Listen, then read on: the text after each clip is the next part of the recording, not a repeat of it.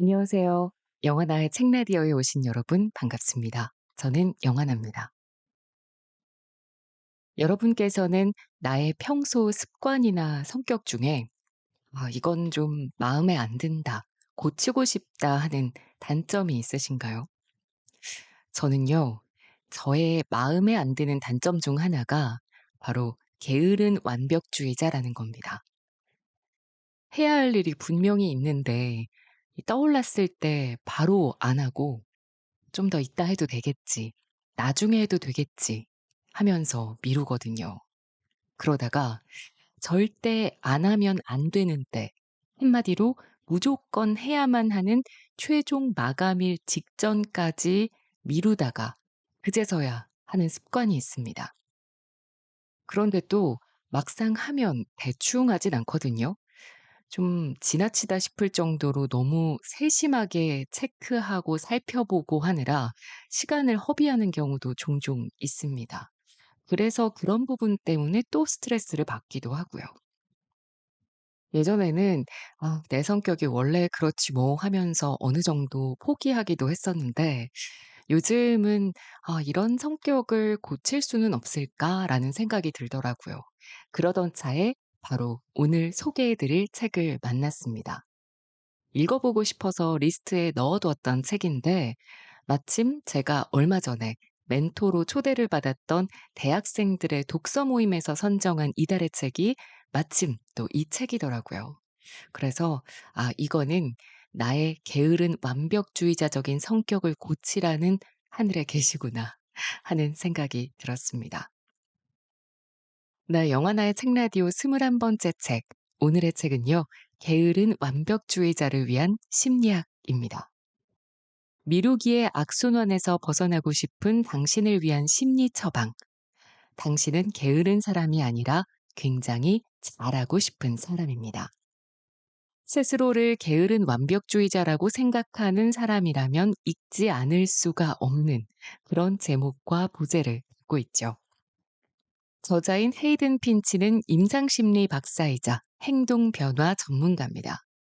정신질환 환자들의 외래와 생활치료 프로그램을 개발했고, 정신건강 정책과 법률 옹호 활동에도 참여한 이력이 있고요. 현재는 정신건강 클리닉을 운영하면서 다양한 진단을 받은 환자들을 만나고 있습니다. 저자는 이 책에서 미루기를 게으름, 절제력, 시간 관리 능력의 문제라고 당연히 생각해왔던 고정관념을 과감히 깨고 미루기는 다름이 아닌 감정의 문제라고 정의합니다. 그래서 이 감정, 심리를 이용해야 미루기라는 골치 아픈 습관을 극복할 수 있다고 말하는데요. 저는 사실 이 부분이 신선함을 넘어서 다소 충격적으로 다가왔습니다. 보통 잘 미루는 습관이 있는 사람을 보면 "네가 게을러서 그래. 시간을 효율적으로 쓰지 못해서 그래. 좀 계획적으로 살아봐." 라고 이렇게 이야기하잖아요. 그런데 그게 문제가 아니라 감정, 심리 때문이라니. 심지어 심리학에서 이 미루기라는 습관에 대해서 다뤘다고 하니까 무척 궁금해졌습니다. 일부에서 저자는 미루는 습관은 누구에게나 있지만 만약 그 습관 때문에 자기 비판과 정신적 고통이 생기면서 내 인생에 악영향을 끼치게 된다면 그 순간부터 문제가 된다고 이야기하면서 미루기는 단지 게으름이나 노력의 문제가 아닌 심리학적인 문제이기 때문에 심리학을 활용하면 극복할 수 있다고 말하고 있습니다. 왜 저자는 미루기가 감정의 문제라고 정의했을까요? 그 부분 먼저 읽어보도록 하겠습니다. 타 복잡한 심리 현상과 마찬가지로 미루기 역시 여러 요소가 작용한 결과이다. 과도한 업무량을 수용할 정도로 시간 관리, 자기 주장 능력이 부족한 것도 미루기를 유발하는 데 일부 영향을 미치겠지만 직접적인 원인으로 작용하지는 않는다. 미루기는 결국 뇌가 정보를 처리하는 방식과 우리의 감정, 시간 개념, 사고 방식이 얽히고 설킨 결과다. 이 습관을 유발하는 요소를 이해해야 대응 전략도 세울 수 있다. 미루기에 관해 이야기할 때 흔히들 오늘은 운동할 의욕이 없어. 바닥 청소할 기분이 아니야. 지금은 과제할 정도로 머리가 돌아가지 않아와 같이 행동을 하게 만드는 계기, 즉 동기와 관련한 측면에서 접근하곤 한다. 하지만 미루는 사람에게도 동기는 있다. 다만 마감일이 다가와야 그 동기가 강해질 뿐이다. 이러한 현상을 과도한 미래가치 폄하라고 부른다. 이 현상은 만족감을 나중으로 미루지 못하고 당장 눈앞에 있는 것을 선호하는 성향에 일부 기인한다. 미루지 않는 사람이 더 어려운 과업에 먼저 착수하려 하는 반면 미루는 사람은 즉각적인 보상과 즐거움을 선호하므로 더 흥미로운 과업으로 일과를 시작하곤 한다. 미루는 사람은 실패에 잘 대처하지 못하고 문제에 봉착하면 포기하는 경향이 있다. 집중력을 떨어뜨리는 대상에 저항할 수 있고 문제 해결 능력이 있으며 목표를 수행할 수 있다는 자신감이 부족하면 자제력과 동기부여에 타격을 입으며 결국 미루기를 유발하는 요소로 작용한다. 목표를 제대로 수행하고 있는지 스스로 점검하는 능력도 미루기에 영향을 미친다.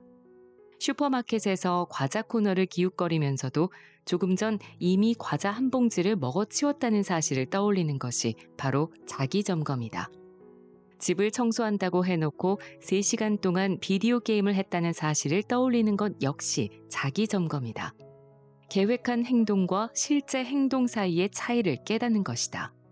늘 엄격하게 자기 점검을 할 수는 없겠지만 미루는 사람은 특히 이러한 방식의 자기 점검에 꽤 자주 애를 먹는다.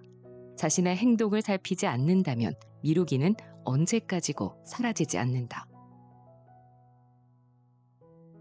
미루는 사람은 대개 적은 양의 일을 지금 하기보다는 더 많이 일하더라도 나중에 하는 편을 택한다. 이는 과업을 시작할 때 느끼는 불확실성, 무기력감, 짜증과 같은 감정과 일부 관련이 있다. 미루는 사람은 미래의 감정이나 장기적인 목표보다 현재의 감정에 더 집중한다. 더욱이 이들은 보통 사람보다 과업의 실증을 더 잘 느끼는데 미루지 않는 사람보다 쉽게 따분함을 느끼기 때문으로 보인다. 실증은 더 부정적인 감정으로 확대되고 결국 그러한 감정을 피하는 과정에서 미루려는 충동은 더 강해진다. 박사 과정을 밟고 있던 소피아는 어마어마한 양의 글을 써서 학위 논문을 완성해야 했다. 대량의 작문은 상당한 불안과 스트레스를 유발하는 일이다. 소피아에게는 자연스레 과업을 피하는 대신 정원을 가꾸고 싶은 욕구가 일었다. 다들 그렇지 않은가? 미루려는 욕망을 자극하는 과업일수록 어렵고 진저리 칠 만큼 재미도 없으며 부정적인 감정은 더 격해진다. 논문을 쓰려 책상 앞에 앉자 가슴이 꽉 막힌 듯 답답함을 느꼈던 소피아는 미루기로 마음 먹자마자 안도감을 느꼈다. 소피아의 뇌는 불안보다 안도감이 더 낫다고 판단했고 그녀가 글쓰기라는 일을 떠올릴 때마다 미루도록 부추겼다. 다른 수많은 미루는 사람과 마찬가지로 소피아에게도 자신의 감정을 회피하는 습관이 생겼고 습관이 무의식적으로 매우 빠르게 형성된 나머지 그녀는 뇌에서 감정을 차단하기도 전에 이미 부정적인 감정을 거의 느끼지 못했다. 글쓰기에서 오는 부정적인 감정을 피하려는 소피아를 비난할 수는 없다. 우리 사회는 감정이란 두려운 존재이며 피해야 한다고 가르쳐왔다.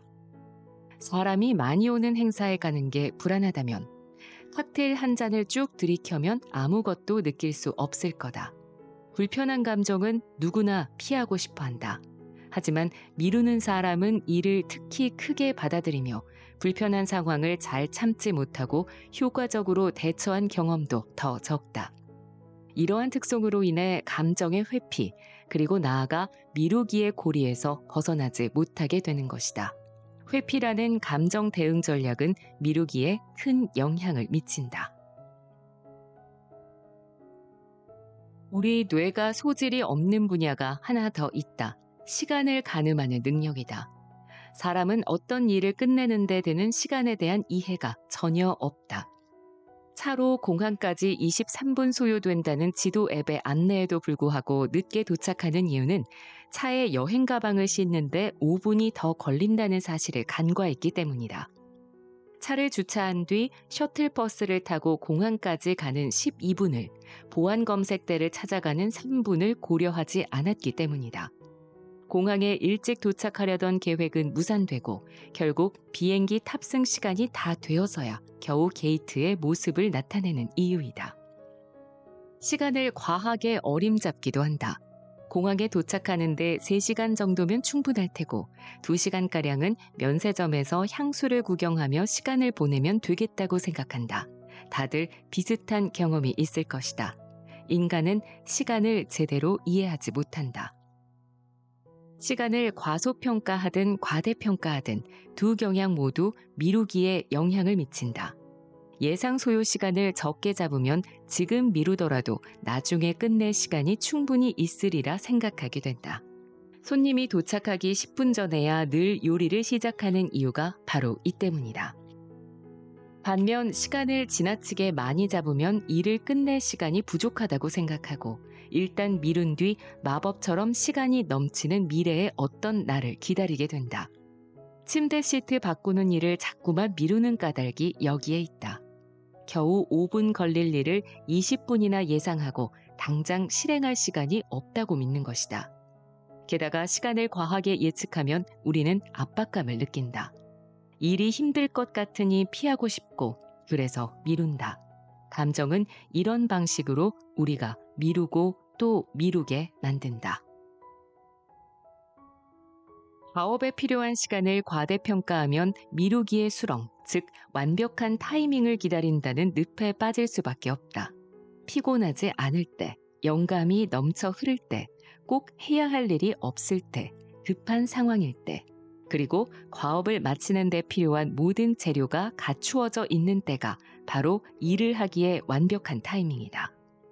하지만 사실 우리는 지금 피곤하고 별로 할 마음이 없고 더 재미있는 일도 있고 적어도 오늘은 그 일을 마칠 시간이 충분치 않다. 하지만 설령 지금 상황이 여의찮다고 해도 시작은 할 수 있다. 무슨 일이든 더 작은 단위로 쪼갤 수 있으므로 당장 처음부터 끝까지 할 시간이 없다 하더라도 일부는 끝낼 수 있다. 완벽한 타이밍은 유니콘과 같다. 존재하지 않는다는 말이다. 예컨대 유튜브에 올라온 유산소 운동 영상을 보며 홈 트레이닝을 시작하려는 사람에게 완벽한 타이밍은 찾아오지 않는다. 에너지가 넘치거나 훨씬 더 재미있는 일이 없을 때는 실제로 운동할 마음이 드는 때는 오지 않는다.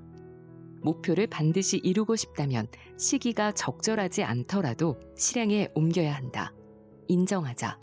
세상은 우리 삶에 할 일 하나 없는 여유란 절대 주지 않는다.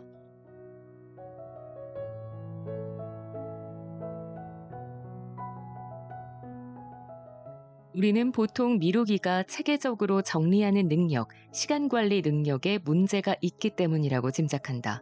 부분적으로는 맞는 말일 수도 있다.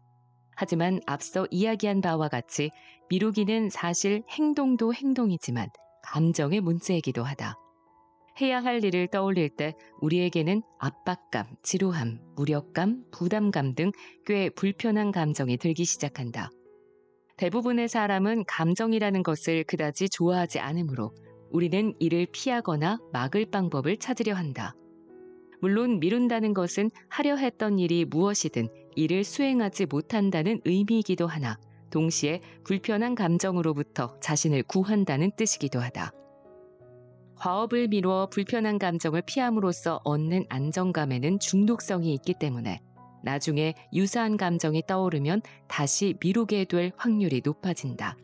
계속 미루도록 스스로 길들여가는 셈이다. 미루게 되는 원리를 알았으니 이제 미루기의 구성 요소가 어떻게 서로 작용하여 우리를 악순환에 갇히게 만드는지 알아보자. 해야 할 일을 떠올리면 우리는 지금은 할 기운이 없어, 나중에 해야지 등 몇몇 뻔한 생각을 하기 시작하면서 긴장감, 절망감, 무력감, 불안함 등의 불편한 감정을 느낀다. 여기에 반응하여 짜증나, 못 견디겠다, 이런 느낌 정말 싫다 등의 방향으로 생각이 흐르면서 부정적인 감정들을 피하고자 하는 욕구가 커진다. 일을 하지 않으면 이 감정들을 피할 수 있다는 것을 깨닫고 나면 우리는 일을 하지 않기 위한 아주 그럴싸한 핑곗거리를 열심히 떠올리기 시작한다. 그리고 해야 할 일이 무엇이든 더 재미있거나 적어도 덜 부담스럽고 덜 힘든 일을 대신하기로 선택한다. 이 결정이 새로운 문제를 만들지언정 잠시 전에 느꼈던 불쾌한 감정은 해소된다.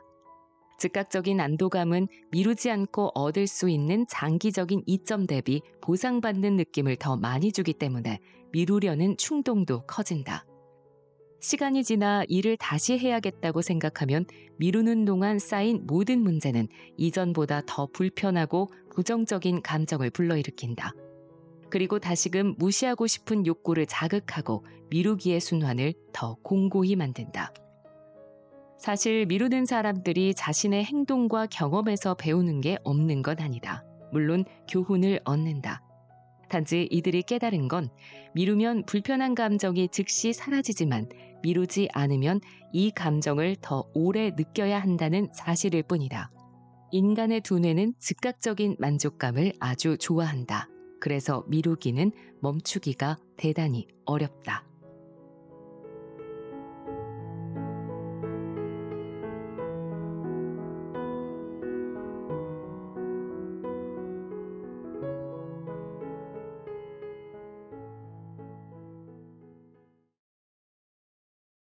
저는 어떤 문제가 발생했을 때 원인을 찾아내는 게 가장 중요하다고 생각하거든요. 그런데 제가 고치고 싶은 저의 이 게으른 완벽주의자적인 성격은 원인을 아무리 생각해도 무엇인지를 알아내기가 참 어렵더라고요. 그래서 그냥 '성격이 그런가 보다.'라고만 생각을 했었는데 이 부분을 읽고 나서 평소에 제가 느끼는 감정과 심리가 게으름과 완벽주의라는 이 습관과 연결돼 있다는 걸 알게 됐습니다. 그래서 읽는 내내 '와 내 얘기다. 나랑 너무 똑같다.'라는 생각을 계속 하게 됐어요. 미루는 사람은 불편한 감정을 특히 크게 받아들이고 불편한 상황을 잘 참지 못하기 때문에 그런 감정과 상황을 당장 피하고 싶은 마음에 미루려는 충동이 강해집니다. 그리고 시간을 지나치게 어림잡는 경향이 있어서 무언가를 할 완벽한 타이밍을 기다리다가 해야 할 때를 놓치는 일도 자주 발생하는 거고요. 불편한 감정을 피함으로써 얻는 현재의 안정감의 중독성이 있기 때문에 비슷한 상황이 발생하면 계속 미루게 되고 그렇게 미루는 내 자신에게 길들여지게 된다는 거죠.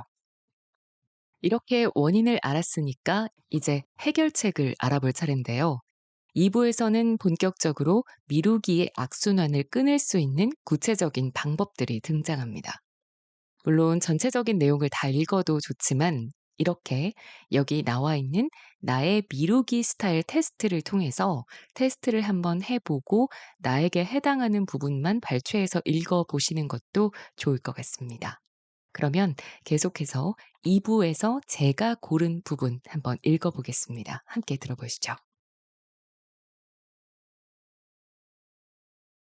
흔히들 체중 감량, 친구들과 더 많은 시간 보내기, 술 덜 마시기 등과 같은 광범위한 목표를 세운다. 겉으로 봤을 때 이 다짐들은 유익해 보이지만 달성하기는 힘들다.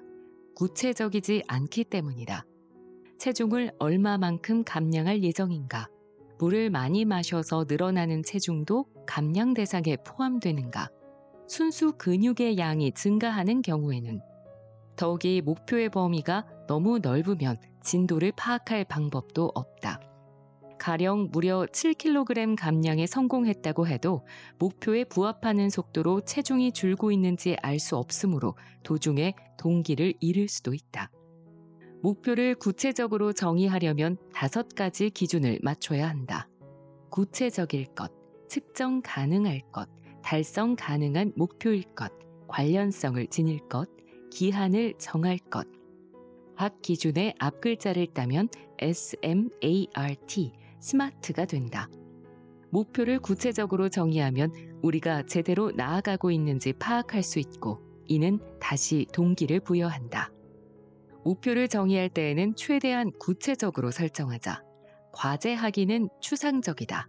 반면 역사 과제하기는 구체적이다. 측정 가능한 목표란 수치로 확인할 수 있어야 한다는 의미다. 시간을 얼마나 투자할 것인지, 어떤 빈도로 수행할 것인지 등이 이에 속한다. 글쓰기는 측정하기 어렵지만 90분 동안 글쓰기 혹은 3장 쓰기 등은 측정이 가능하다. 달성 가능한 목표는 현재 하고 있는 일보다 조금 더 어려운 일을 의미한다. 지난 넉 달 동안 무언가를 공부한 적이 전혀 없다면 보고서 작성과 조사 과제를 갑자기 능숙하게 처리할 가능성은 그리 높지 않다. 목표를 앉은 자리에서 보고서 다 쓰기라고 정하면 결과에 실망할 가능성이 높지만 30분 동안 쓰고 5분 쉬기 반복은 실행 가능해 보인다. 관련성을 지닌 목표란 당신에게 중요한 목표이며 달성하려는 이유가 있어야 한다는 의미이다. 역사 과제에 집중하려는 이유는 과제 점수를 잘 받아야 해당 학기의 전체 성적이 오르며 이는 전체 평점 상승으로 이어지기 때문이다. 마지막으로 목표에는 기한이 있어야 한다. 종료 시점을 정해놔야 한다는 의미다. 역사 과제 하기와 달리 수요일까지 보고서 과제 3장 쓰기에는 기한이 있다. 모든 내용을 종합하면 보고서 과제를 위한 스마트 목표는 이렇게 정리할 수 있다. 과목 성적과 전체 평점 상승을 위해 매일 30분 쓰기 5분 휴식을 반복하며 수요일까지 역사 보고서 3장을 완성한다. 이 장에서 우리는 과업을 시작하기에 완벽한 타이밍이 오리라 자신을 속이는 행위가 미루기에 일부 기여한다는 사실을 배웠다. 하지만 미루기 극복을 위한 기반을 탄탄히 다지려면 이 사실을 완전히 이해하는 것이 중요하다. 아마 지금 당신은 피곤할 테다.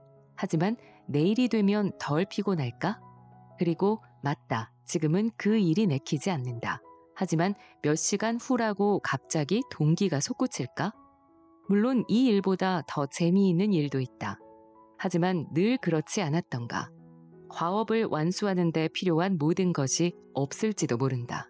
하지만 지금 있는 것으로도 시작할 수 있지 않은가? 그리고 당연히 앞으로 그 일을 끝낼 시간은 충분할 거다. 하지만 미루는 게 정말 도움이 될까? 시간도 활력도 동기도 충만한 미래의 꿈 같은 시간을 기다리다가는 평생 기다리기만 해야 한다. 100번 양보해도 결국 막판에 해치워야 하는 스트레스의 굴레에서 벗어나지 못할 것이다. 그러니 이제 완벽한 타이밍이 없다는 사실을 인정하고 완전히 받아들이자. 그동안 미뤄온 일을 하려 할 때면 특히 더 불쾌한 감정이 든다. 다 된 빨래가 소파 위에 어지럽게 쌓인 채로 일주일 정도가 지나면 이것을 개는 일은 끔찍하게 귀찮은 일처럼 느껴진다. 하지만 과업을 시작하며 드는 불쾌감보다는 끝마쳤을 때 느낄 보람에 집중해보자. 세금 문제를 처리하는 일은 상상만 해도 싫을 정도로 귀찮지만 처리하고 나면 놀라울 정도로 홀가분하다. 마음가짐의 전환은 미루기 극복에 아주 중요하다.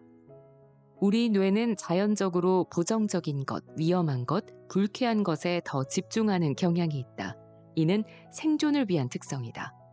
화재 경보가 울리면 멋진 벽화에 시선을 보내는 것보다 불에 타는 건물에서 탈출할 방법을 궁리하는데 자원을 할애하는 편이 안전에 도움이 된다. 하지만 대부분의 경우 우리가 일을 미루는 이유는 생존 때문이 아니다.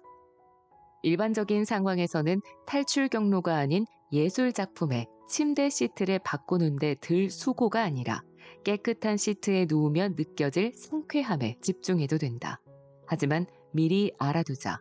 뇌는 우리 생각과 반대로 움직이려 들 것이고 일을 시작하려 하면 다시 부정적인 감정으로 초점을 되돌리려 할 것이다. 성취한 보람에 집중하려면 추가적인 반복적인 노력이 필요하다. 노력의 결과는 충분히 만족스러울 것이다. 미루기 극복을 시작할 때 가장 중요한 점 중 하나는 몇 시에 일어나 식사를 하고 출근을 하며 잠자리에 드는지 시간표를 짜 일과를 유지하는 것이다. 기본적인 일과가 정해져 있으면 우리 뇌는 새로운 에너지를 얻는 시점을 예측할 수 있어 에너지를 소모하는 데 관대해진다. 가령 동기부여 활동과 같은 일의 말이다. 더욱이 우리가 더 애써 집중해야 하는 때를 예측할 수 있게 되므로 필요한 때 호르몬과 신경 전달 물질을 추가로 분비해 힘을 돋우어준다. 일상의 변동성이 큰 활동이 많다면 체계를 세우는 일은 조금 더 어렵겠지만 적어도 정해진 시간에 일어나고 잠자리에 들고 식사를 하면 일을 마무리하는 당신의 능력에 눈에 띌 정도로 놀라운 변화가 생긴다. 미루는 사람 대다수는 체계나 일과를 좋아하지 않는다. 어떤 이들은 완강히 거부하기도 한다. 여러 이유가 있지만 대부분 이런 체제가 익숙하지 않으며 익숙하지 않으면 불편한 감정이 들기 때문이다. 당신도 이 방식을 시도하며 처음에는 불편한 감정을 느낄 수도 있다. 하지만 늘 그렇듯 어색한 것도 시간이 지나며 익숙해지면 더 편안해진다. 뇌는 인간 생존 전략의 일환으로 에너지를 저장해 놓는다. 음식이 귀하던 때 인간은 에너지를 신중히 사용해야 했다. 언제 다시 보충할지 알 수 없었기 때문이다. 언제든 가능하면 에너지를 보존하는 방향으로 뇌가 우리를 유도하는 이유이다. 문제는 목표를 완수하고 미루기를 극복하고 삶에서 앞으로 나아가는 일이 꽤 어렵고 에너지 집약적인 행위라는 점이다. 그래서 뇌는 늘 우리를 방해한다. 그러니 미루기를 선택하기 어려운 환경을 만들자. 집에 건강한 음식만 있다면 마치 과자를 집어들듯 샐러리를 선택하게 될 거다. 미루기를 유발하는 흥미로운 무언가가 주변에 없다면 일을 하기로 선택하는 게 훨씬 쉬울 거다. 당신이 미루는 대신 선택하는 활동을 파악하고 이것을 없애려면 어떻게 해야 할지 고민하자. 미루는 대신 밤늦게 친구들과 게임을 하곤 한다면 마쳐야 할 프로젝트가 있다는 사실을 친구들에게 미리 이야기하자. 미루는 대신 배우자와 TV 보는 쪽을 택하는 경우가 잦다면 아예 도서관으로 가자. 생산성을 해치는 장애물을 최대한 많이 파악해 접근을 막아버리자.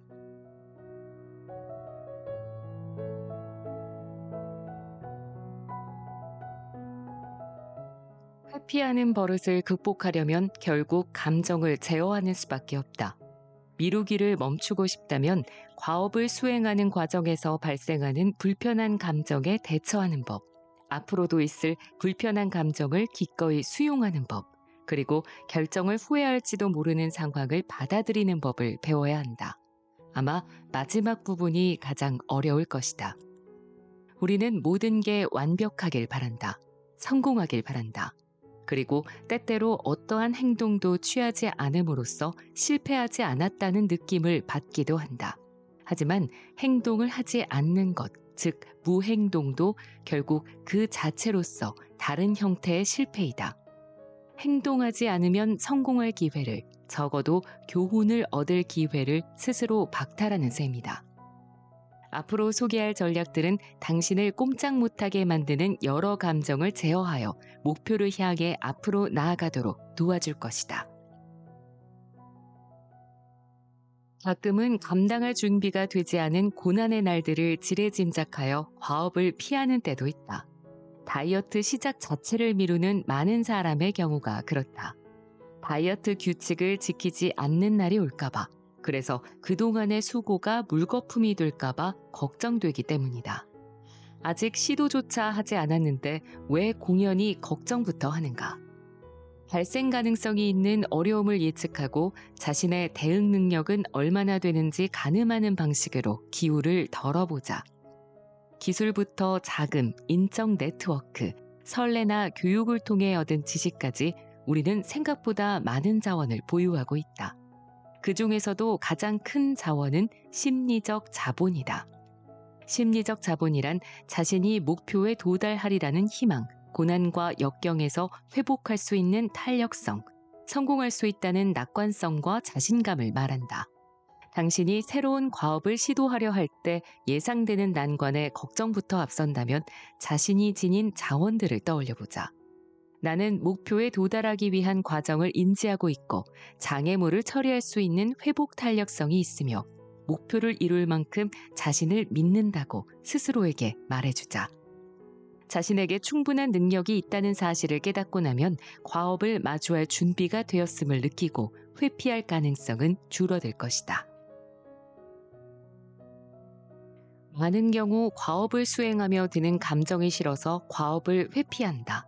치료 예약을 잡거나 사교 모임에 참석하는 일, 도움을 요청하는 일이 괴로움을 유발한다면 이 정서적 고통을 누그러뜨리는 데 집중해 보자. 물론 괴롭게 만드는 행위 자체를 하지 않으면 심리적 고통은 사라지겠지만 애당초 이유가 있어서 그 일을 하려 하지 않았겠는가. 그러니 자신을 달랠 수 있는 다른 방법을 찾는 것이다. 일을 시작하기 전에 노래를 부르거나 자신을 쓰다듬어 주거나 큰 소리로 웃거나 아니면 가만히 미소를 지어보자. 일을 하는 도중에 이러한 행동을 해도 좋다. 마음을 가라앉히는 음악을 틀어놓거나 향초를 켜거나 핫초코나 허브차 등 마음이 차분해지는 음료를 마시며 자신을 진정시키자. 이때 유의해야 할 점은 주의를 분산시킬 만한 전략은 택하지 않아야 한다는 것이다. 차분한 음악은 상관없지만 여기에서 기타를 꺼내게 되면 미루는 습관이나 회피 경향은 계속된다. 마음의 긴장을 늦추도록 스스로 훈련하는 방법도 괴로움을 완화하는 데 도움이 된다. 이 방법은 주기적으로 훈련하는 게 가장 효과적이다. 느리고 깊게 호흡하는 법을 연습하자. 불안정한 정서를 빠르게 진정시킬 수 있고 피하고 싶은 마음을 극복하고 일을 시작하도록 해준다.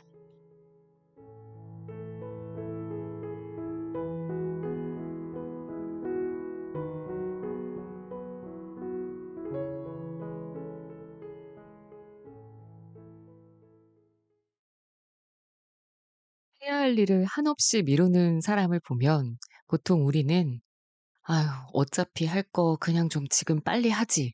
이런 생각하게 되잖아요. 그런데 이 책을 읽고 나니까 이렇게 생각하면 안 되겠네요. 이 방식이 통하지도 않을 거고요. 해야 할 일을 피하고 싶게 만드는 다양한 원인들 중에 과연 어떤 원인이 해당되는지를 먼저 살피고 그 원인에 맞는 해결책을 적용하는 게 중요하다는 걸 이 책을 통해 배우게 됐습니다.